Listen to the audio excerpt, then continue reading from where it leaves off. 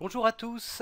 Alors maintenant qu'on a déjà un peu parlé de l'ordre de priorité dans lesquels il faut faire les opérations, dans cette vidéo je te propose de faire un exercice qui va te sembler peut-être très compliqué où on a une longue suite d'opérations.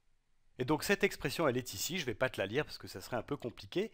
Et on va faire ce calcul en respectant l'ordre dans lequel on doit faire les opérations. Alors je te rappelle un peu cet ordre de priorité. Quand on a une expression comme ça, on commence par s'occuper des parenthèses. C'est-à-dire qu'on calcule d'abord ce qu'il y a dans les parenthèses. Ensuite, on calcule les exposants, donc on s'occupe des expressions où il y a des exposants, donc des puissances. Ici, on en a un qui est ici.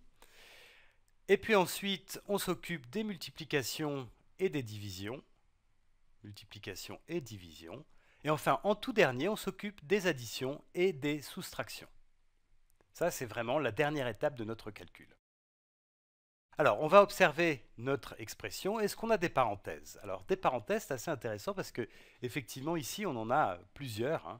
En fait, on a ce bloc-là qui est une grande parenthèse. Et puis, à l'intérieur de cette grande parenthèse, on a cette parenthèse-là, ici. Alors, c'est intéressant parce que c'est des parenthèses imbriquées, donc comment est-ce qu'on fait? Ben ici, tu vois, ce qu'on doit faire, c'est 7 plus 3 fois quelque chose. Et pour calculer ce nombre-là, eh bien, forcément, on doit d'abord calculer ce qu'il y a dans cette parenthèse. Donc ici, la première chose à faire, c'est de faire ce calcul-là. Donc 5 moins 2, c'est égal à 3. Alors je vais coller la ligne, l'expression que j'avais au départ, la voilà. Et ce que je viens de dire, c'est que cette parenthèse, 5 moins 2, elle vaut 3, elle est égale à 3. Donc je vais remplacer ça par le résultat qui est 3. Et donc, on obtient cette nouvelle expression qui est égale à la première. Je mets un signe égal ici pour le dire. Et maintenant, on va faire le calcul qui est dans cette parenthèse. Alors, dans cette parenthèse, on a une addition et une multiplication. Si on regarde l'ordre de priorité, ce qu'on doit faire en premier, c'est la multiplication. Donc, cette partie-là. Et 3 fois 3, ça fait 9. Donc, je vais réécrire l'expression. Alors, j'ai 3 au carré plus, je respecte les couleurs, donc je vais mettre cette parenthèse, et à l'intérieur de cette parenthèse, j'ai 7 plus 3 fois 3 qui est égal à 9. Voilà. Et ensuite, j'ai le reste, et ça, je vais le copier. Voilà. Et tu vois que dans la parenthèse, maintenant, on a juste une addition, 7 plus 9, ça c'est tout à fait facile à faire. 7 plus 9, ça fait 16. Donc je vais réécrire mon opération, j'ai ici 3 au carré, plus 16. Ça, c'est tout le contenu de cette parenthèse-là. Et puis ensuite, j'ai le reste. Alors ça, je l'ai copié-collé, donc je vais le mettre ici. Voilà.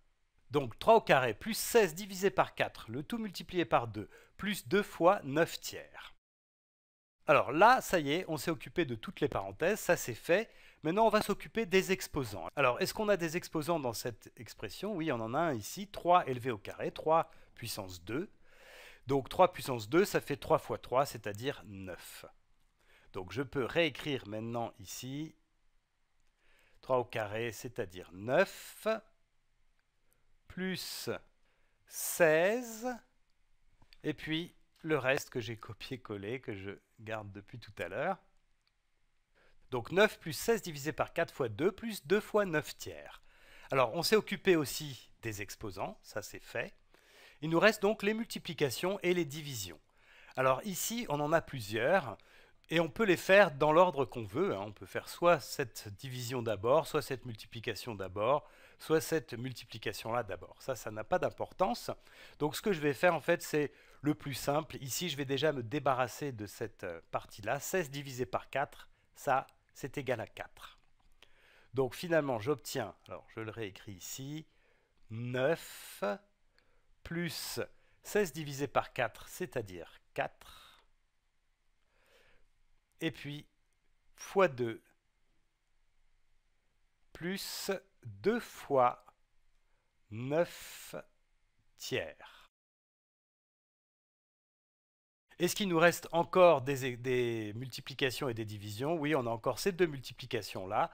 Donc je vais faire déjà celle-là. 4 fois 2, ça fait 8.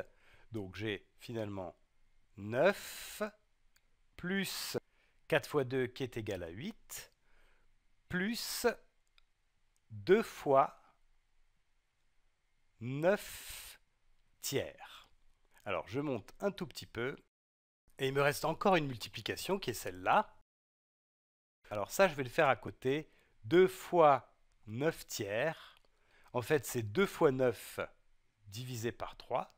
2 fois 9 divisé par 3. Et 2 fois 9, ça fait 18. Donc j'ai 18 sur 3. 18 sur 3, ça, c'est égal à 6. Donc je vais réécrire l'expression avec le dernier résultat. Donc j'ai toujours ce 9 plus ce 8 plus le résultat de cette multiplication. Donc on a dit que 2 fois 9 tiers était égal à 6. Et tu vois que là, je me retrouve avec une addition de 3 nombres entiers qui est très facile à faire. Dans certains cas, il peut y avoir des fractions, mais là, ce n'est pas le cas. En tout cas, il ne nous reste plus que des additions ici, et il pourrait aussi y avoir des soustractions. Donc 9 plus 8, ça fait 17, plus 6, ça fait 23. Voilà. Donc je te conseille de repartir du début de l'expression initiale, de refaire le calcul toi-même en respectant cette priorité, de voir si tu trouves effectivement le résultat 23.